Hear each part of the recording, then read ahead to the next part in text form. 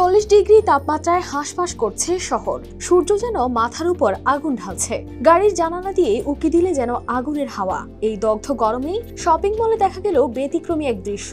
আকাশ নেই, মেঘও নেই, তবু মাথার উপর দিয়ে বৃষ্টি ঝরছে। প্রাকৃতিক বৃষ্টি না থাকায় আয়োজন করা হয় এই কৃত্রিম বৃষ্টির।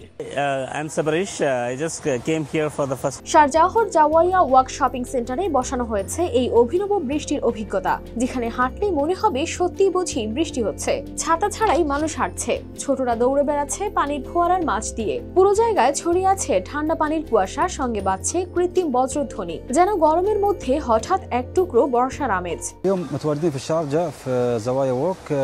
এক দর্শনার্থী জানান তিনি ভাবতেই পারেননি এমন অভিজ্ঞতা শপিং মলে পাবেন। তার মেয়েরা দারুণ মজা করেছে। তার মতে এটি শুধু অসাধারণ নয়, বরং মনে রাখার মতো এক অভিজ্ঞতা। এই আয়োজনের দায়িত্বে থাকা মুখতার মোহাম্মদ ওসমান বলেন, বৃষ্টির এই আয়োজন শুধু বিনোদনের জন্য নয়, বরং শহরের মানুষদের গরম থেকে সাময়িক স্বস্তি দিতেই এই উদ্যোগ, যাতে পরিবারগুলো একটু আরাম করে সময় কাটাতে পারেন।